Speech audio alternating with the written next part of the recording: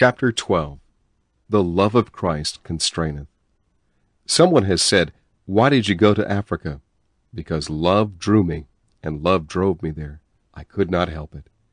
The love of Christ becomes the mightiest force in the world to the man who has yielded to it. It constrains us, or holds us back, from saying and doing what we should not, and again it may cause us to do or to give. When this Jesus kind of love gains control over a man's spirit, takes possession of his thinking, he unconsciously becomes a Jesus man. He will think in terms of love. He will find that he can no longer do things as he has done them in the past. If he is a businessman, love will get into every phase of his life. If he is working for a firm, he will find that he must work as Jesus would in his place. He does not take advantage of the company. He is not an eye-pleaser. He is working from the heart. He always gives more than he gets. He keeps the company in debt to him. If he employs help, he takes the place of the master and seeks to give instead of get. It changes getting into giving. It destroys the soil out of which selfishness finds its strength. You see, love is revolutionary. It is not commonplace. It changes the crude base metals of the human into the most priceless. It takes a common man and makes him uncommon. I know a man who has no education, no training, and has always lived in semi-poverty, and yet he is much wanted. How quietly they listen when he speaks. What is it? It is love. He actually lives the Jesus life. If a man loves me, Jesus never said a more searching thing than this. If a man love me, he will keep my word, and my Father will love him, and we will come unto him, and make our abode with him. He says, if love rules in you, I will come in and live with you. If love governs your home life, I will feel at home with you. Can you see what that would mean to us? How it would sanctify the home? How safe that home would be if Jesus and the Father lived in it. What it would mean to the children growing up in the atmosphere and presence of Jesus and the Father. The problem of rent, taxes, and bills would be solved if Jesus lived in the house. He would meet the bills. We remember when Jesus used Peter's boat that time and talked to the people, how afterward he said, "Peter, did you catch any fish last night?" And Peter said, "No, we toiled all night and caught nothing." The master said, "Pull out into the deep and let down your nets." Peter looked doubtful about the result, but he said, "At thy word I will."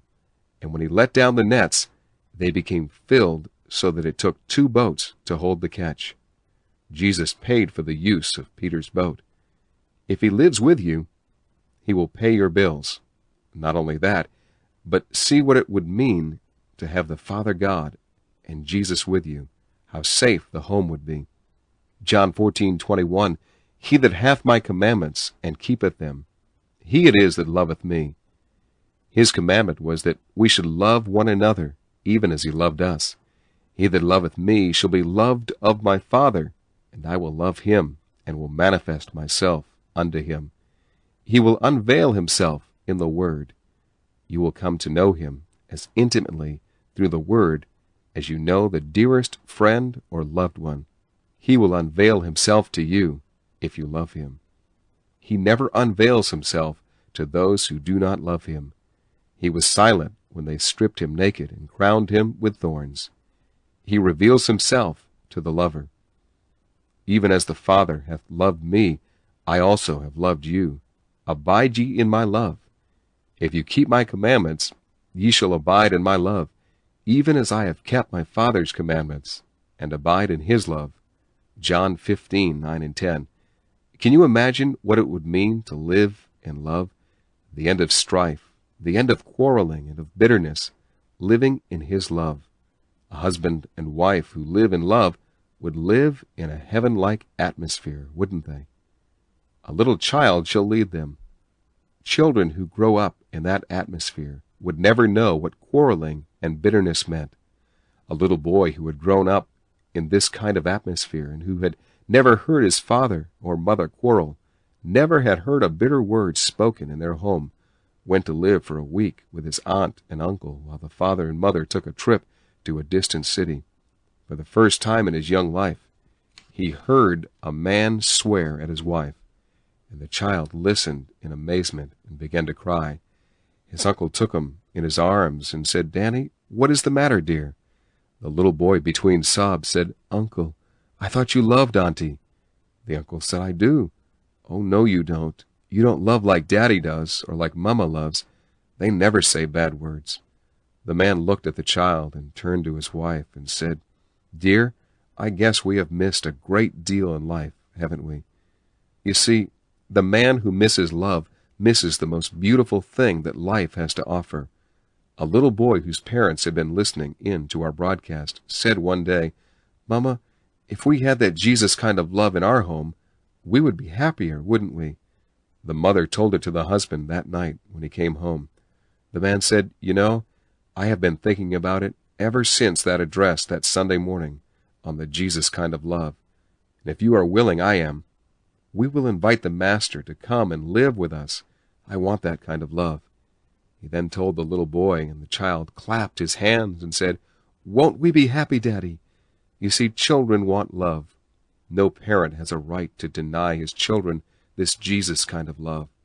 It should be preached from the pulpit until every member of the congregation becomes love-conscious, until it would be impossible for them to quarrel or say unkind things to one another. Chapter 13. Love perfected in us. Herein is love made perfect with us, that we may have boldness in the day of judgment, because as he is, even so are we in this world. There is no fear in love, but perfect love casteth out fear. 1 John 4:17. That is masterful. As he is now at the right hand of the Father, so are we in our earth walk. Why? Because his nature is in us. The great, mighty Holy Spirit, who raised Jesus from the dead, is in us. We are united with him in life, and life is love. We can understand how love can be perfected in one's life. He may never be perfect in wisdom, may never be perfect in knowledge, but one may have love perfected in him. What a thrilling fact! Love so fills us that fear has no place in our life. We have the use of the name of Jesus that has all authority over demons, disease, circumstances, and the laws of nature, so the source of fear is vanquished. Love lifts one out of the commonplace into the supernatural. This revelation of love is given to enable us to face the problems that are bound to confront us in these last days as victors. The book of Revelation shows us how love finally conquers, how the armies of men and of demons are overcome by the Lamb. The Lamb is love. Over 20 times in the book of Revelation, Jesus is called the Lamb, literally, the baby lamb, the helpless lamb. We see how helpless love is, and yet love conquers. Love finally dominates, for God is love. Perfect love. If we love one another, even as he loved us, we will never injure anyone. We will never take advantage of anyone. We will never say anything we ought not to say, or do anything we should not do. He commanded them to love one another under the old law, but they had no ability to do so. Now he has given us the love nature, and it is easy for us to do the things he commands us to do. It is easy for a child to love its parents, because that is natural. This new kind of love has made us natural lovers. We love because he first loved us, and to obey the love law is easy. The old law was called the law of death because it had a penalty attached to each of the commandments. There is no penalty attached to this new covenant law. The only penalty is that we suffer when we step out of the love life. Every step out of love is a step into trouble.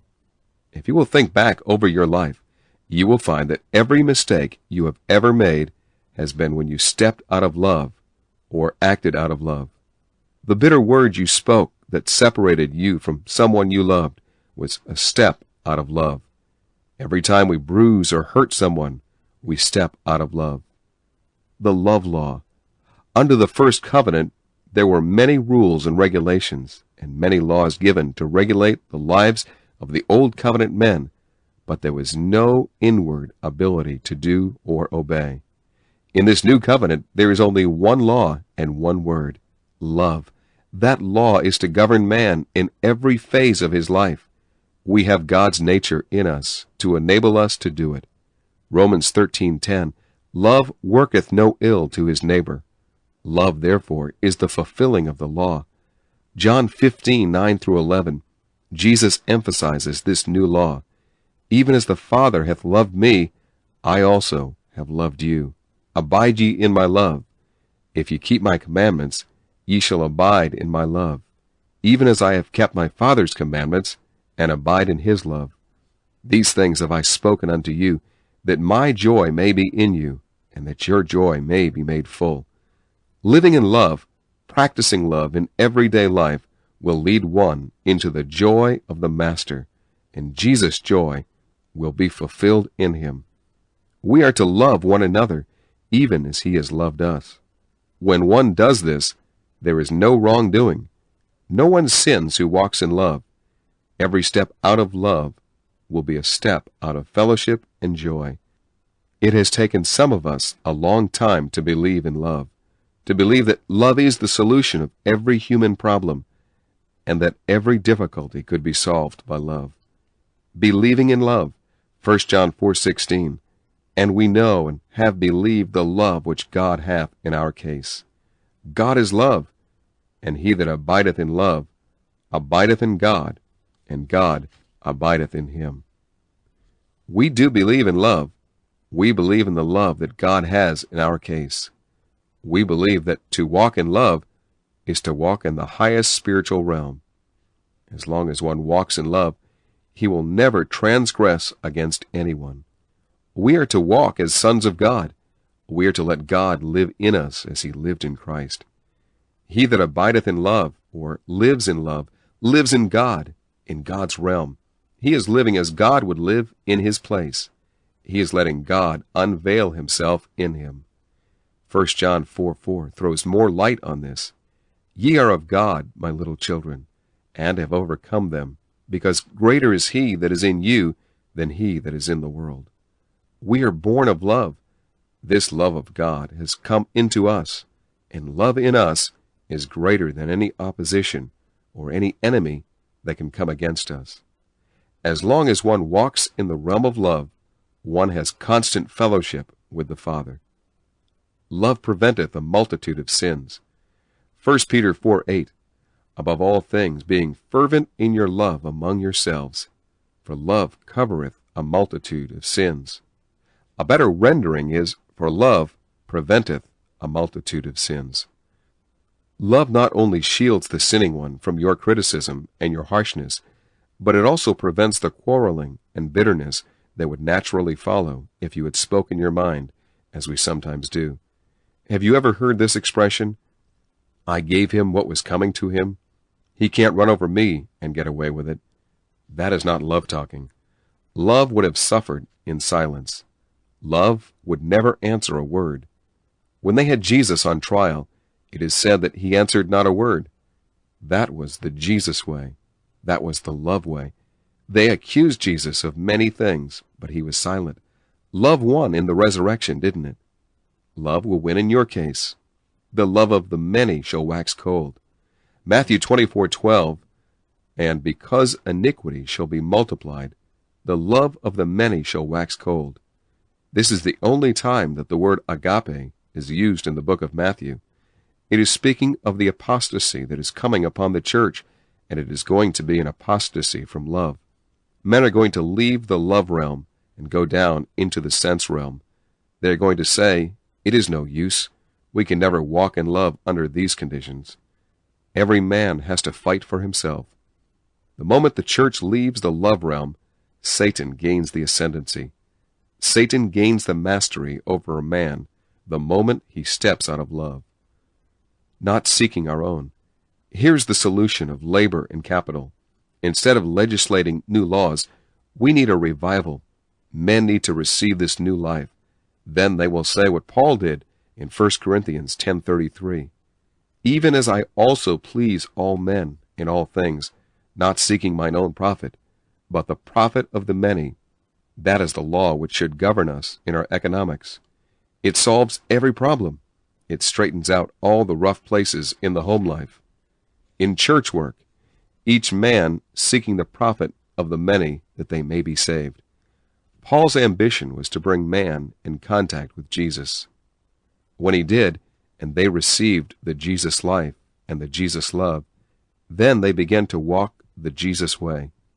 Selfishness is like a great mogul engine drawing the long train of human agony and suffering down through the ages. The unhappy terminal will be the judgment. Let's get off the train. Let's get out of that kind of fellowship. Let's live the love life. Live the love way. It is not preaching. It is loving. It is not criticizing. It is loving. It is not new laws to stop sin and wrongdoing. It is a new kind of life that destroys sin by destroying selfishness. Love's way. Now, we that are strong ought to bear the infirmities of the weak, and not to please ourselves. Christ pleased not himself.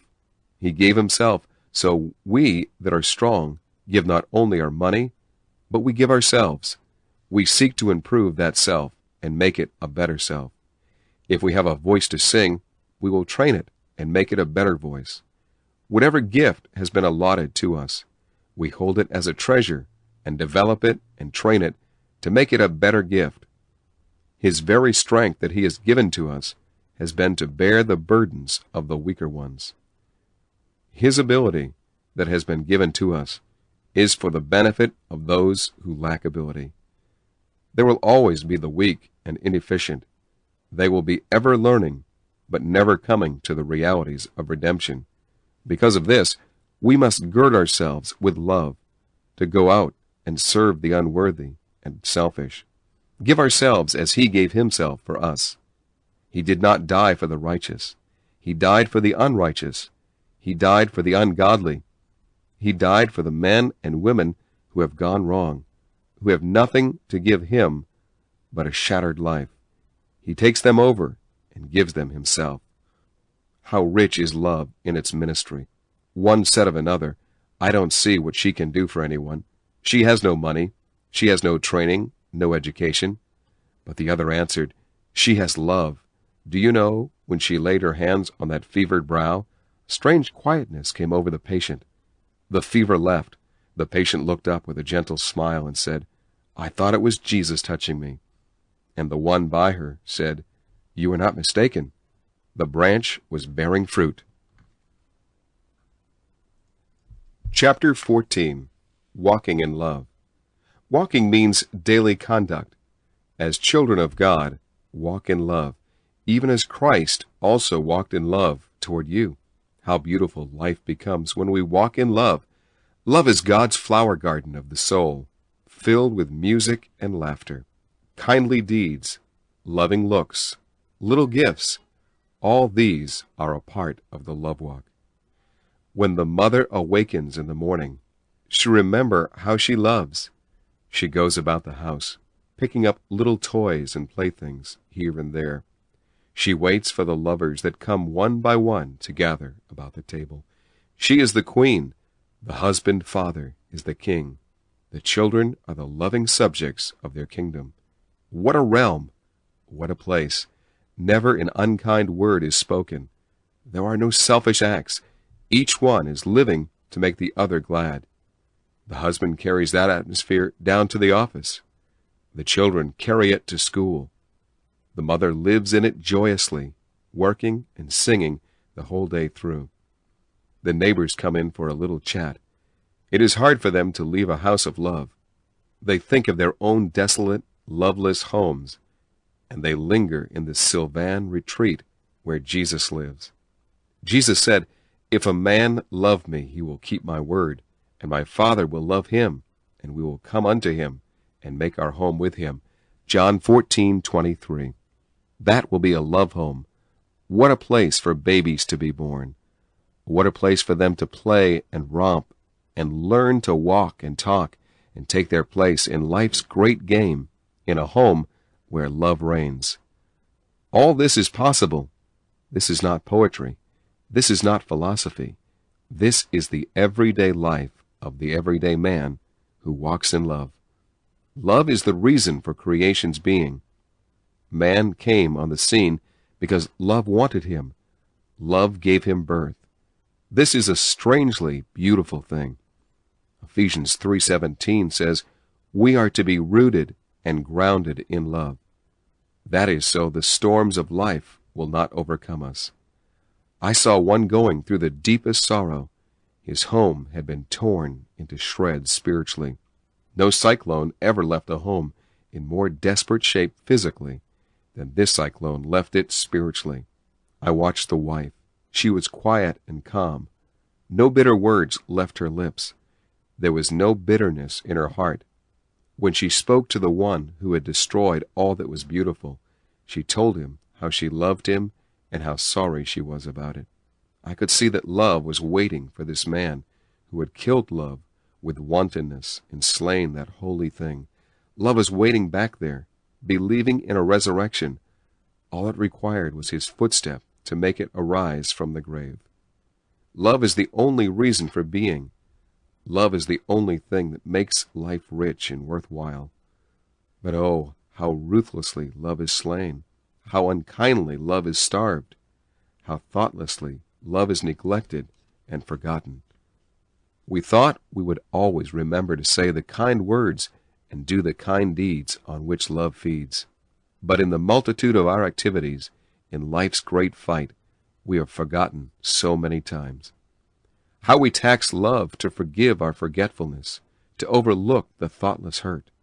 We are to be rooted and grounded in the very heart of the Master, drawing strength from the very heart of God, enabling us to remember that we may be strong to grasp with all the saints what is the breadth and length and height and depth, and to know the love of Christ which passeth knowledge, that ye may be filled unto all the fullness of God.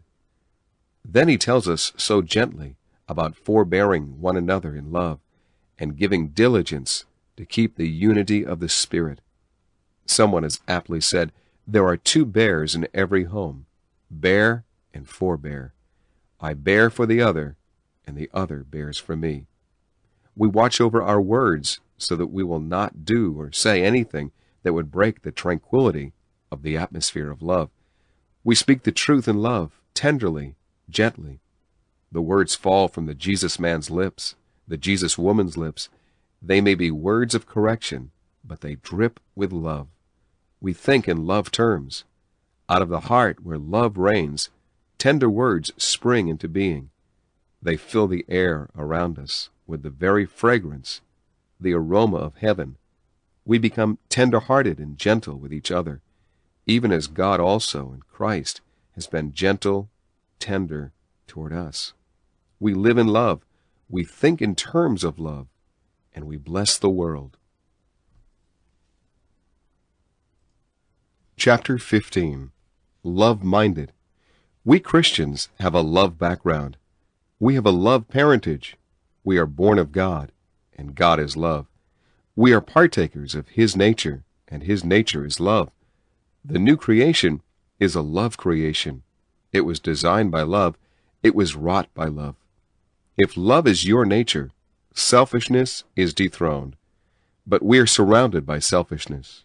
Everything connected with the natural life is tinged and colored by selfishness. You see it in the animal creation. You see it in the natural man everywhere. Our labor and capital war is the war of selfishness. The thing that the world needs is the love nature of God, eternal life. What we must do is to give this love nature full sway. Yield to it absolutely. If you followed the recreated Spirit's impulses, you would live just as the Master lived, in love. But we quench the recreated Spirit, and we say that we are not able to do it, and that we cannot afford to do it. We are afraid to walk the way of love. We are afraid to depend upon the Word. We are afraid to give love a free course. We have not taken into consideration that He is with us. Isaiah 41:10, "Fear thou not, for I am with thee." Hear Him saying, "Be not dismayed at the great demands that come to you. Give, and I will give back to you. For I am thy God, and I am love. Let me love through you, and I will bless humanity." That is the language of the Holy Spirit to your spirit. The fear of man snares us. We have been afraid, and so we have quenched love until it has lost its initiative. It no longer dares to suggest action. Husbands and wives, do you know there would never be a quarrel in your home if you were big enough to say, "Dear, forgive me. I should not have said that. I should not have done that." After you have confessed your lack of love and have given love its place, you will stop doing the things that break fellowship and spoil the harmony of your home. Remember, wife, you are taking Jesus' place in that home. Husband, you are taking the Master's place. This love life in you, let loose, will solve your domestic problems. I believe that 1 John 4:16 has wrapped up in it the answer to every heart cry and the solution to every problem. And we know and have believed the love which God has in our case. We have believed in love. We have believed that love could not fail. Everything else has failed. Our human wisdom and our human abilities have failed. We have made life bankrupt because we did not dare to give love its place and let love have right of way. God is love, and he that loves abides in God, and God abides in him. Now, if God is abiding in you, then you have in you the solution of the problem that confronts you, if you give him the right of way to solve it. Reasons failure.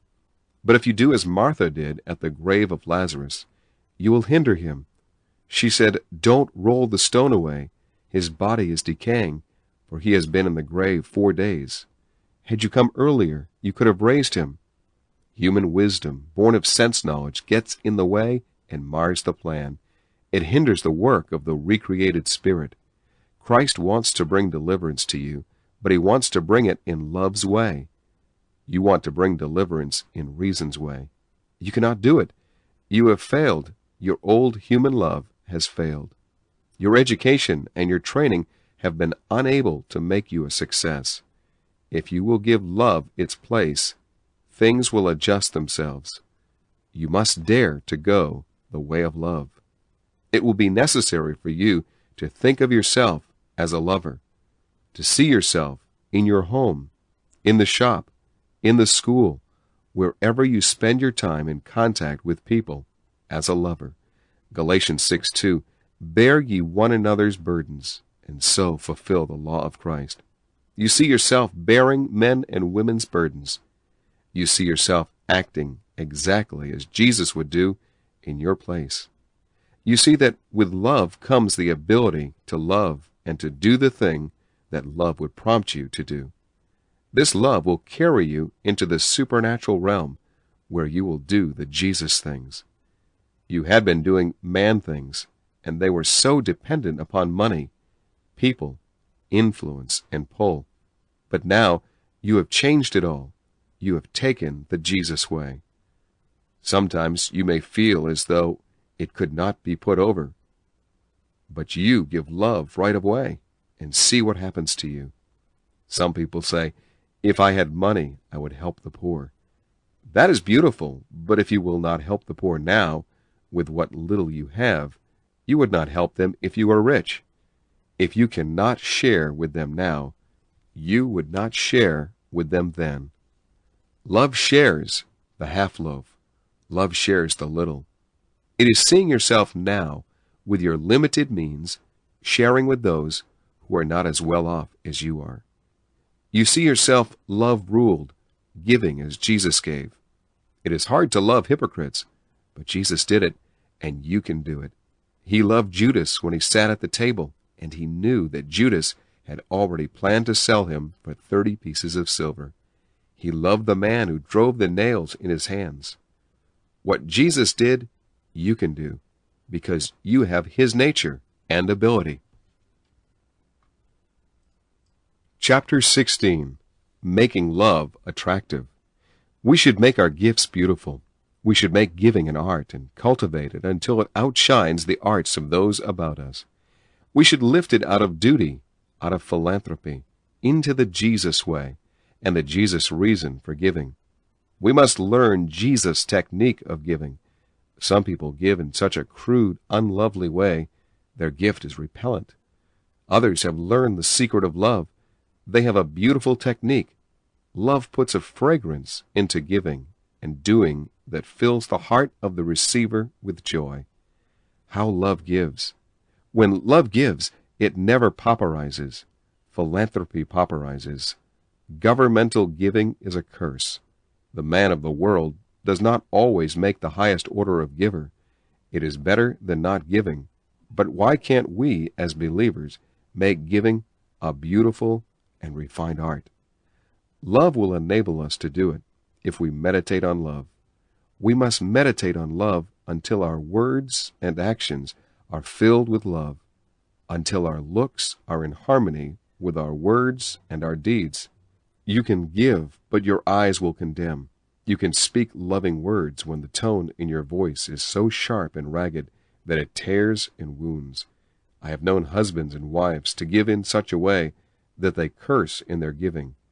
They throw it at the person as they would throw a bone to a mangy, ugly dog and say, "There, take it." Many a child has been cursed in the receiving from its parents. Some people's giving is like soggy, heavy bread. You must eat it, but you do not enjoy it. There is no need of giving like that. You can give as Jesus gave, but you must put real thought into it. Give it as much thought as you do to your business to put it over. I know a businessman who had worked night and day to put his business over, and then after success had come, he had to work night and day to keep the thing running. But in those years, he had forgotten to love. He loved the woman he married, but he paid no attention to her. He did not have time. At first she pitied him, but as years went by, she grew lonely and heart-hungry. Their children were neglected by their father. He gave them plenty of money, scolded them properly, found fault with them, but he had never put any love into the home end of his business. This man confessed after he had become a millionaire that his money did not satisfy him, because he had no home. He had a house, a magnificent one. He had sons and daughters, but he had no love. There is a home end to your business. Unless you put love there, it will fail and break down. Chapter 17. The Message of the Cross. The cross was love's method of war on sin. The cross was love unleashed, let loose, set free from every anchorage. It was love becoming weak and love accepting defeat. Sin slew the Son of love, and nailed him to the cross. That cross was the symbol of Satan's victory, triumphing over God and over love. Satan had seen Jesus made sin. He had seen God turn his back upon him. He had witnessed the tragedy of eternity. He had seen the dead Son of love nailed to a cross. The cross was love's way to the throne. When Jesus said, "I am the way," no one dreamed that the way was the way of a cross. No one can understand it from the Father's point of view. The Son was made sin. It was the Lamb on a cross. Then the cross was love's way of conquering sin, of conquering Satan and setting man free. The Lamb of Revelation is the same Lamb that hung on the cross. He conquered sin by love, conquered the world, led by Satan by love. No one dreamed of the empty tomb and of Satan's defeat when they saw him hanging there on the tree. That cross was the symbol of defeat and failure, of every dream of the men who had walked with Jesus. It was the climax of misery, the very crown of agony. That crown of thorns placed upon the brow of the Master seemed a fitting climax to the tragedy of the ages. The man that hung on the cross is yet to be crowned King of the ages, and the people who take up their cross An untrimmed, thorn-covered cross, a brutally heavy cross, may be climbing up their Golgotha because they love him, because they had rather suffer than to run. They would rather endure than to fail. The cross folk are a strange folk. They are the lamb folk. They are the folk who will join in his coronation. They can use no carnal weapons. They cannot use reason's method. Satan seems always the victor. We often seem defeated, and yet we are winning all the time. The senses can see only our defeat. Our hearts know we are conquering. This cross message is a message to us. Jesus said, "If a man love me, he will take up his cross and follow me daily." That is discipleship. The cross may be heavy and the burden beyond our ability to carry, and yet somehow or other there is an unseen strength pouring into us. We bear our cross daily. Our cross does not save us. It is Christ that saves us. We do not bear the cross to make us good. We have the goodness, and that is the reason we bear the cross. Bearing your cross will lead you into a deeper trust in him, a finer steadfastness. Your cross may be a person that makes life hell for you, and yet you bear the cross for Jesus' sake. Your cross may be circumstances that imprison you, and yet in the prison you crown him Lord, and you rejoice that you are able to bear the cross within the prison of circumstances. Your cross may be an unhealed sore in your heart, an old sore, an aggravating, grievous sore that memory keeps raw. You bear it. Daily you drink of his grace. Daily you feed on the bread of the mighty and are strong. Your cross may be a dead love that you cannot bury. God help you. A dead love that cannot be buried becomes an unseen, an unknown cross. It is a hard cross, but there is grace to bear it, and every cross-bearer is a winner. Your cross may be a cherished dream denied. You saw what you could have been, but you stayed by the stuff and let others go. You turned your dream into prayers for others, but you will win. Just remember that following the cross leads to the empty tomb, the triumphant resurrected life, and following from the cross and the empty tomb, you go to the coronation. If you have had your cross, you will have your resurrection out of the agony of the cross into the risen life with Jesus Christ.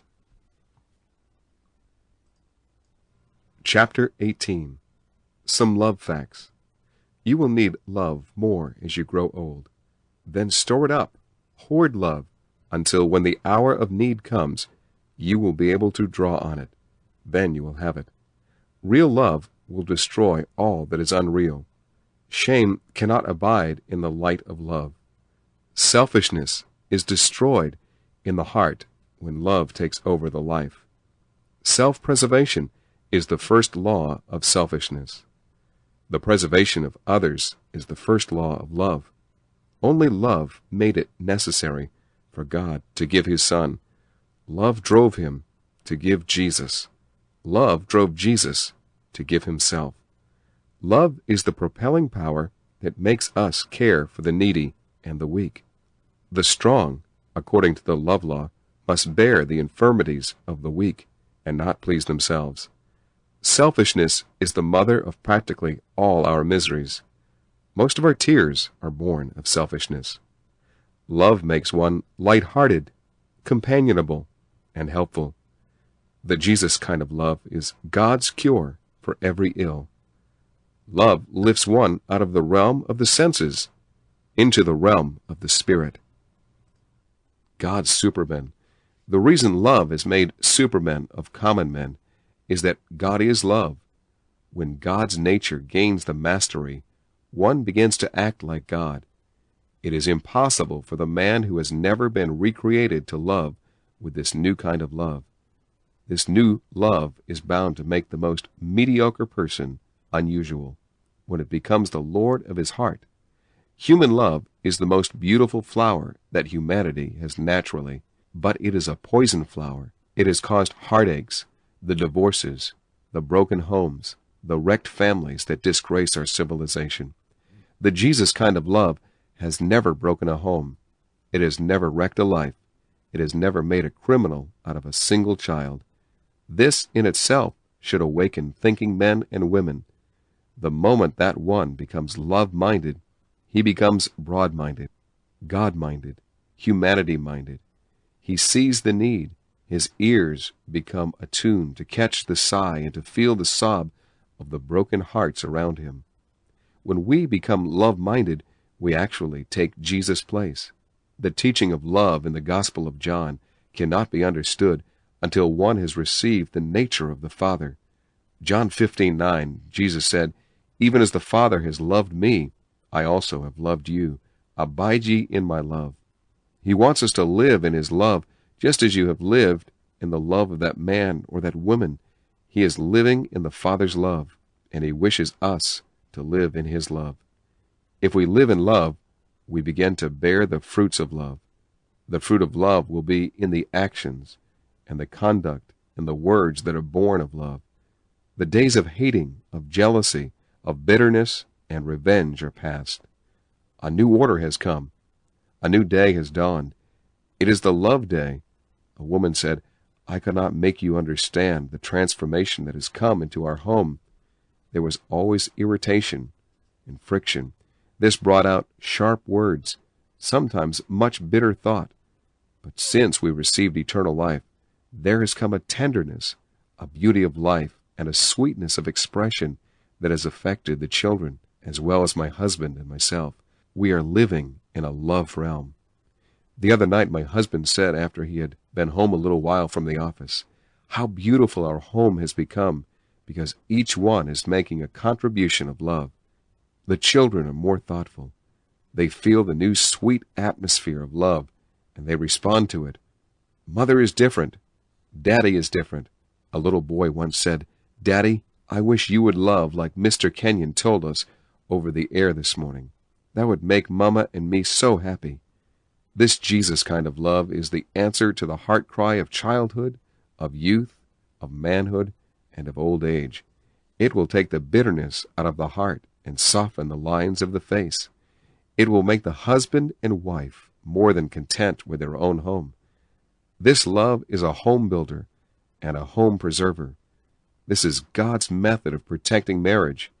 This is God's method of protecting childhood and motherhood.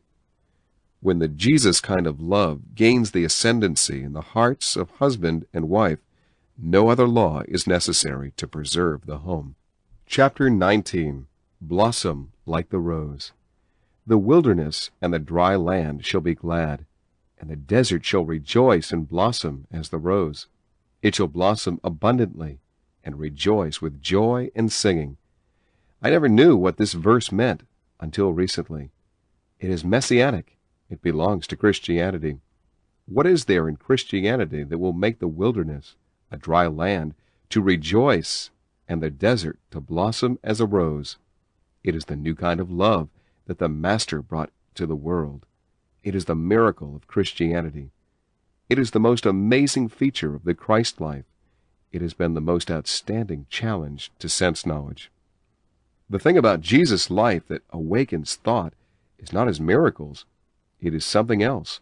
For the want of a better word, we have called it love. But it is not love that can be measured by human love. It was distinct. It was different. God is love, and Jesus was God manifested in the flesh. Jesus manifested this love which has gripped the heart of the world. Jesus' attitude toward men and his death on the cross illustrate this new thing. Every revival of Christianity has been characterized by an outflowing of this love. The old human love is based upon selfishness. It can easily turn to hatred, jealousy, bitterness, and murder. But the very provocations that would make the old love turn to bitterness make the new kind of love more beautiful. It seeketh not its own. It bears with all kinds of persecutions and bitterness, and never sinks to the level of its provocateur. In these hard days through which the nations are passing, this new kind of love shines out as a beacon, inviting to a higher and better civilization. It lifts us out of the sordid life around us. It keeps us above the strife and bitterness of contending selfishness. The war among nations is but selfishness coming into full bloom. The war between labor and capital is selfishness gaining the control of the hearts of men, selfishness becoming the master passion that rules the hearts of men. The Jesus kind of love would eliminate war, destroy selfishness and greed and bitterness of classes and the masses. It would solve every economic problem. Where this Jesus kind of love reigns, there would never be a strike. Where the Jesus kind of love reigns, there would be no more lawsuits. The halls of justice would be turned into meetings of praise and fellowship. Where the Jesus kind of love dominates, divorce never comes. Jesus brought a new kind of love to the world, fresh from the Father's heart. It cannot be imitated. It beggars a definition by words. Its best definition is Jesus Christ himself. This new kind of love comes into a barren life and makes it blossom as a rose.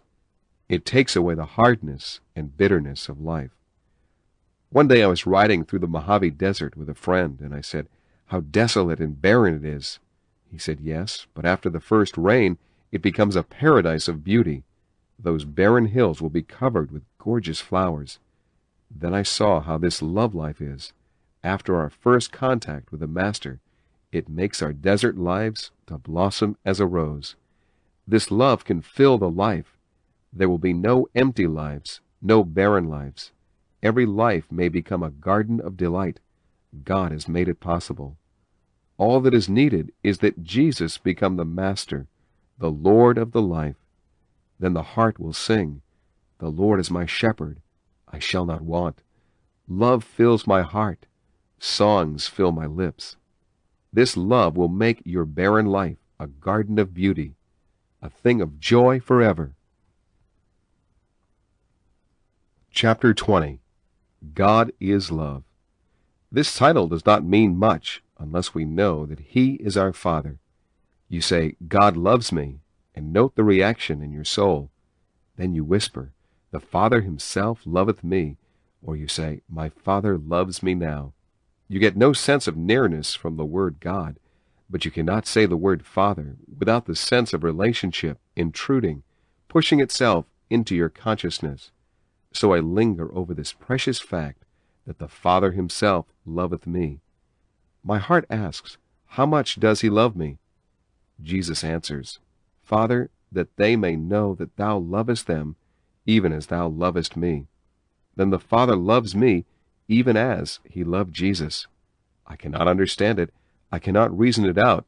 I take it to my heart and thank him for it. How utterly beautiful it is. How utterly beyond reason. How out of harmony with everything that I have ever known. It just seems as though we were lifted into a new realm when he whispers that the Father loves me, even as he loves Jesus. I feel like a prince, as though I reign in the realm of love. It is so utterly new and wonderful. This Father God is love, and he gives this love nature to us. But we are love's children, children of love. I cannot take it in. It is too wonderful, and yet I hold it to my breast. I shed tears of joy. He loves me. I cannot understand the Father, why he should love me so, but he does. We reach our best, and we do our best. We are at our best in a love atmosphere. Children grow up best in homes of love. Husbands do the best work when love waits for them at home. Wives do their best work when they are expecting love to come home and command it. Now I can see why every thought, every motive, every act outside of love dwarfs us, binds us, holds us in bondage, keeps us from our best. Every love act enriches us. Every love thought makes us better. We think love, then we act love. What a plan it was that planned love for the human. Love promotes health. God is love. God is my healer. Love is the healer. Now I can understand why bitter thoughts upset the stomach and disturb the circulation of the blood. I can understand why when a mother is nursing a babe and is filled with anger and bitterness, that the milk poisons the child. God never intended that the mother should have anything but thoughts of love while she nurses her child. She should love her husband and everyone around her until her milk is made sweet with her love. I can understand why every step outside of love is a challenge to disease and failure, unhappiness and weakness. I can understand now that there is only one sin for the believer, and that is to step outside of love. All other sins are children of the mother sin of sins. If I walk in love, I will never sin. Isn't that wonderful? That solves the problem of human conduct. To live in love's realm and to learn love's language, love's methods, and love's way is a liberal education. Now we will whisper again, God is love, and this love God is my Father. I am his child. I am in love's family. Jesus is love. Jesus is the way of love. Where we walk the Jesus way, where we walk the love way. Jesus was love in action, love in manifestation. I will be the same. I will love him. I will walk with him. I will introduce him to the world in my daily life. For God, my Father, is love. Let love words reign. Learn to think in terms of love. Learn to give in love so that the background of your life, the mother of your actions, is love. This Jesus kind of love. Get love's language. Learn it. Let it displace the language of the world. Sense knowledge has ruled us. Now the Jesus kind of love language is to displace it. We are going to learn the little love ways, the gentle, tender, beautiful love ways, how to look love, so our eyes will be love-filled, so men can see Jesus in us. There will never be any more of those little hate acts, selfish acts, bitter acts, or words. All will be tender and beautiful. We are going to take our words, all of these sense knowledge words, and put them to soak in love. Then, when they come forth and leap from our lips, they will have the fragrance of love. They will have the beauty of love, the gentle tenderness of love. There will be something exquisitely beautiful about them. Wouldn't it be a wonderful thing to have all our words love-filled? So many words are hate-filled, but we will have just love-filled words. We will send them out on the air. My voice has been heard over the radio, sometimes 1,000, 2,000 miles away. One day a person picked up my voice way over in the state of Maine. It came in as clear as a bell, nearly 4,000 miles away. Oh, how important it was that morning that those words should be love-filled. They traveled so far through the cold, bleak, icy weather in the northern part of Maine. Warm words, tender words, Jesus-filled words. In other words, to do this, you must be a Jesus kind of lover, that seeketh not its own, does not try to rob anyone, just a lover. Wouldn't it be beautiful if we could get the love habit? Our conversation be a conversation that was just born out of love, that had all the dainty, beautiful little tricks of love, the delicate intonation, the sweet, beautiful love words blended with love thoughts. Jesus would be manifested in us, wouldn't he? In our daily walk, in our contacts with men and women, it would be love in action. We are Jesus folks. We must live the Jesus life. We must let this love life live in us as it lived in Jesus. Jesus represented the Father. Now we will represent Jesus. We will let love reign as a queen in our homes. How beautiful it will make them.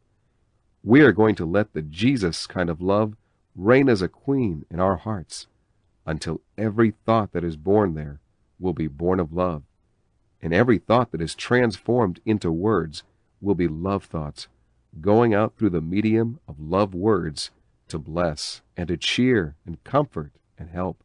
We are going to let love reign over our reason. We are going to make reason become the servant of love. This may be hard because reason is so self-assertive and so hard to yield, but it must yield to love. We are going to let love reign in our business until men can feel it in the office. Office help will work better in an atmosphere of love than they do in an atmosphere of hate. You will get more done in an atmosphere of love. So today, we are going to let love rule us in every way. All we think and do and say will be born of love. Chapter 21. We are sons of love. Christianity is a divine human love affair. We are born of love. We have received the love nature of God. This makes Christianity utterly different from every other religion in the world. It is not a religion. It is a love nature imparted to man. It is man rising to the height of this love nature. It is lifting man out of the normal realm in which the human race has been since the fall into the realm of God. It makes us as different from the world as was the man Jesus. This has never been clearly taught by the church, yet it is the heart of everything. Jesus is the head of the new creation. The love law that he gave was to rule it. By this shall all men know that ye are my disciples, if ye have love one to another. This is the new love commandment, the new love law by which we are to be governed. Jesus is the love Lord.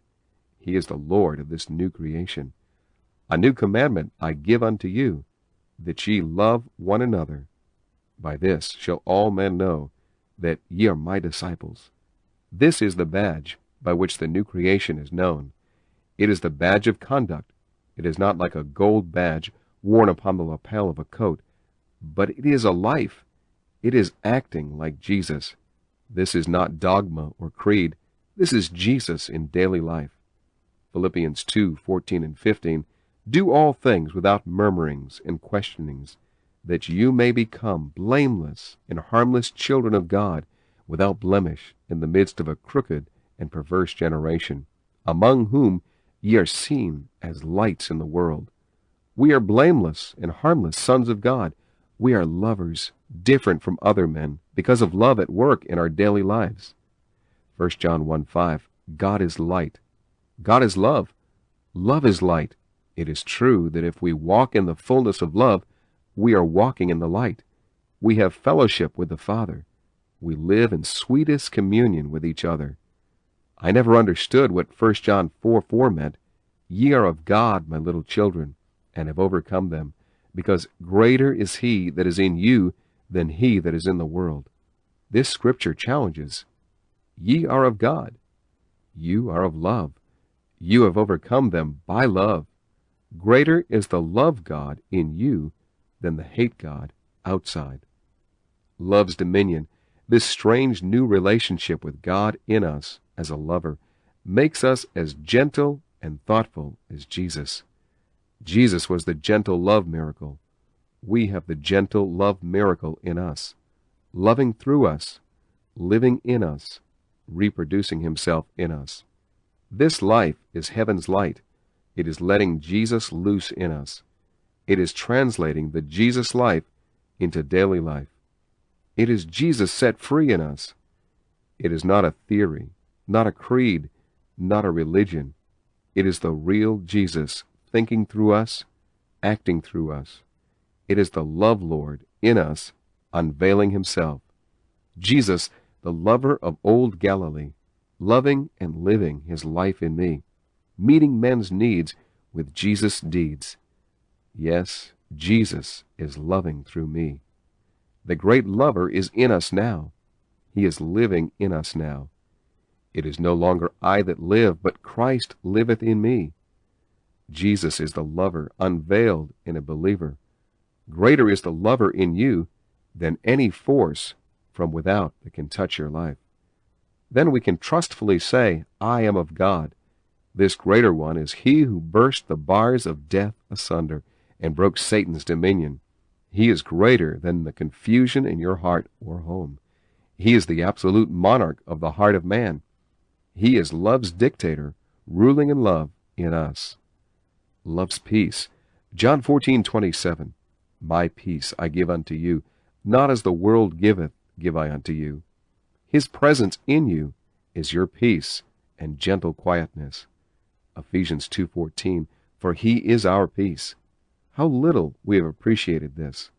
How we have wanted peace and cried for peace, not knowing that peace was in us. How we have craved for love, not knowing that love was in us. How we have longed for faith, not knowing that Christ was living in us. Jesus is faith itself. That peace is greater than the restlessness of the world, the restlessness of your heart and mind. The God of rest is in your heart. He is the God of all quietness. 1 John 4:7 and 8. Beloved, let us love one another, for love is of God, and every one that loveth is begotten of God, and knoweth God. He that loveth not knoweth not God, for God is love. He is the lover, and the lover is in you. He loved in the throes of death upon the cross. He loved when he arose from the dead. He loves now. Philippians 4:19, and my God shall supply every need of yours. Love is greater than your needs. He is the greater one, the Lord of finances, the Lord of grace. We can rise above home influence, business influence, or any other hindrance because the enabling one is in us. No matter how unkind men may be, you love them. He loved. You love. He died for them. You live for them. He is in you, the lover of men, loving through you. The winning power of love. It is giving love its place in life. Love must be first. The believer moves in love. It is the center of his being. 1 Peter 4:8, literal rendering. Above all things, be white-heated in your love among yourselves, for love covereth a multitude of sins. Or, love preventeth a multitude of sins. It is not a passive love. It is white-heated love. It is not love governed by sense knowledge, but love without restraint. It is love that preventeth a multitude of sins. It lifts a man into a realm where he does not quarrel, is not bitter, and does not answer back. It is a white-heated love, like the love of the Master. Love has all the earmarks of Jesus. It is a love that covers up the failings and weaknesses of those about it. It never talks unkindly, never bears a tale. It is the unfeigned love that loves from the heart fervently, a love that lifts us out of the commonplace into its own realm. This new kind of love is the miracle of the ages. It is love that works within us, willing and working its own good pleasure. Chapter 22. The Love Law Interpreted. The book of Leviticus is the interpretation of the Ten Commandments. This love chapter is the interpretation of the new commandment of the new creation. John 13:34 and 35. A new commandment I give unto you, that ye love one another, even as I have loved you, that ye also love one another. By this shall all men know that ye are my disciples, if ye have love one to another. 1 Corinthians 13:1 and 2. If I speak with the tongues of men and of angels, but have not love, I am become sounding brass, or a clanging cymbal. And if I have the gift of prophecy, and know all mysteries, and all knowledge, and if I have all faith so as to remove mountains, but have not love, I am nothing. The ability to master many languages has been a coveted achievement in the scholastic world, but the Spirit shows us here that one might speak in all the languages of men and of angels, and yet if he does not have this new kind of love, they are but sounding brass and a clanging cymbal. Again he says, if I have the gift of prophecy, and know all mysteries, and all knowledge, and if I have all faith so as to remove mountains, but have not love, I am nothing. If I have the gift of prophecy, so that I could foretell the events of a century, or understand all mysteries, and have all knowledge, but have not love, I am nothing. We all know the struggle of our chemists and metallurgists to unravel the mysteries of the chemicals, metals, and oils of the earth. One may know all these things, and beside that, have faith so as to remove mountains. Faith like the Master had in his earth walk. He may have all this, but if he does not have the Jesus kind of love, he is nothing. He takes another step. And if I bestow all my goods to feed the poor, and if I give my body to be burned, but have not love, it profiteth me nothing. I may be able to give as Rockefeller or Carnegie, or go into the jungles of Africa and pour my life out in the service of humanity. But if I do not have this Jesus kind of love, my philanthropy means nothing. Love suffereth long, and is kind. Love envieth not. Love vaunteth not itself, is not puffed up, doth not behave itself unseemly. We cannot refrain from comparing it with phileo, natural human love. Phileo may suffer long, but while it suffers, it is bitter, unhappy under the stress. Natural human love is born of selfishness, and when that selfishness is thwarted, it becomes miserable. Love envieth not.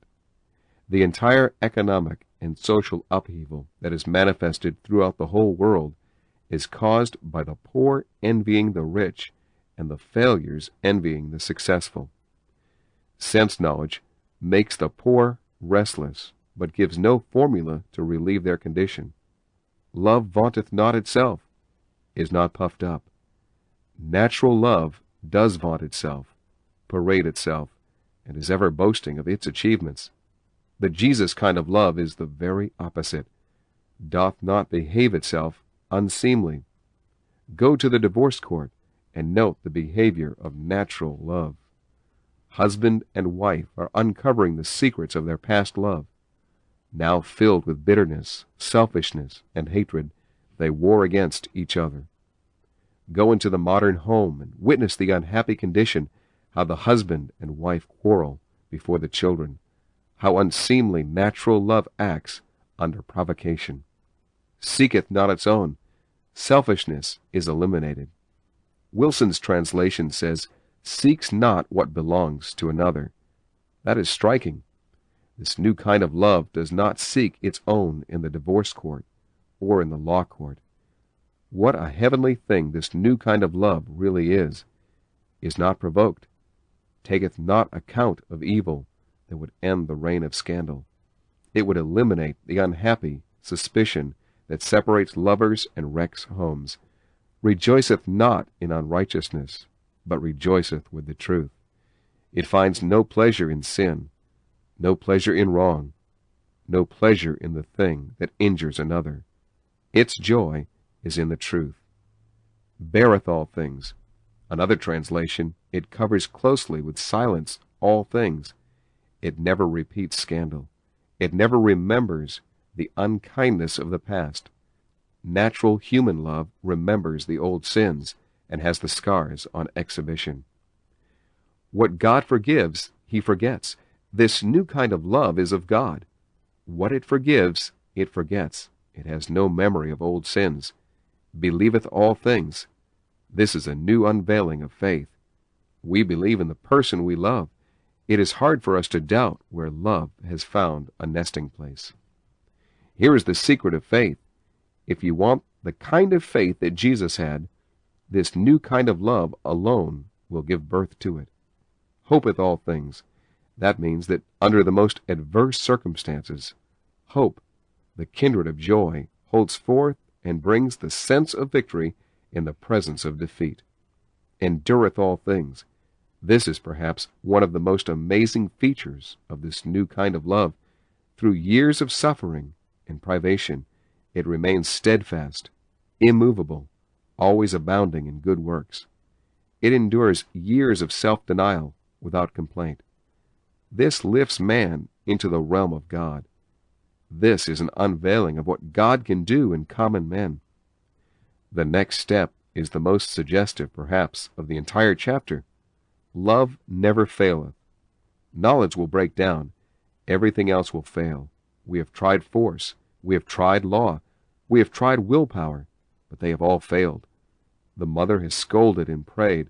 She has gone through a miniature hell and has failed. Now she sees a vision. She understands what the Spirit meant in 1 John 4:16. And we know and have believed the love which God hath in our case. God is love, and he that abideth in love abideth in God, and God abideth in him. It will be a victorious hour when we learn to believe in love. It is something that lifts us into a realm above the senses, where we trust in an unseen force. He that abideth in love abideth in God, and God abideth in him. If you trust in love, you trust in God. You can say, greater is love in me than this problem which confronts me, this difficulty which has held me in bondage. Love lifts us into the realm of God. We can understand now why love cannot fail. Follow after love. We have followed after money, after pleasure, after the things of the senses. 1 Corinthians 14:1, the Spirit says to us at the close of that marvelous exposition of agape in the 13th chapter, that we are to follow after love. God is love. Then it is following after God. We will go where love leads. We will do what love suggests. That is the way Jesus lived. He followed after love. That was the way Paul walked. He followed after love. Many another voice called, and many another road beckoned, but his path was love. Jesus' path led him to Calvary. Your path may have a Calvary conclusion too. We set aside the things that we once craved for love's sake. For we are going down the path of love. It may be thorn-filled, or it may be strewn with roses, but we will follow after love. If it is service in a foreign field, we will follow after love. If love beckons us to go to the slums of our city, we will follow after love. We know no other path. We know no other way than the love way, the Jesus way. We can hear him whisper, "You that are strong ought to bear the infirmities of the weak, and not to please yourselves." Romans 15:1. Christ pleased not himself. He is your life pattern. It works. There is a love that can stand the test of modern life. There is a love that will enable us to love the unlovely and the disagreeable and the hateful. There is a love that will lift us up into God's class, where we love the ungodly and the unworthy. There is a love that will make us just like the Master, so that we would not only live for men, but also die for them. There is a love that will enable us to love them when they are doing all they can to injure us. There is a love that will whisper, "Forgive them, for they know not what they do." Yes, there is a love. If you are a new creation, you have found this new kind of love. How it works? Yes, this new kind of love works. It can be trusted to do the things we declare it will do. It is God's nature gaining the mastery in our lives. And wherever it gains the mastery, it works. It makes hard, bitter men gentle as Jesus. It will take a man like Saul of Tarsus and make him like Paul. It will take men out of the lowest depths of the slums and lead them into the pulpits, where they will lead multitudes to Christ. It is the miracle of modern days. Conclusion. You have read, you have been thrilled, you have been convicted. He, the unseen one, has been talking to your heart. What are you going to do about it? You must not ignore the call. This is your great moment. You must respond to the tug of your spirit. Your spirit is craving this deep, rich, wonderful life. Do not follow sense knowledge. Give your spirit right of way. Let this love exercise its lordship from this hour. It will make life big to you. It will make you a blessing to the world. The broken lives, the crushed hearts, beating to the rhythm of misery, are a challenge. We are attempting to answer that challenge. We believe that we have the message for this crisis hour of human suffering. Summary. What do you think of the book? God has been speaking to your heart. You have seen the failure of natural human love. You see what this new kind of love can do for men and women. You know of many homes where they need this message. It would save the home. It would save the children. Here is the challenge to you. Will you stir yourself to send for a few copies to mail to your friends with a letter telling what this message has meant to you? Will you see that every clergyman in your city has a copy? You may do another thing. Call in your friends and read this book together with them. Watch the reactions. You will be filled with joy at this ministry in which you are able to have a share. Write to us and let us know what you think about it. It is in your hands now. Don't let the impulse of the Spirit die without action.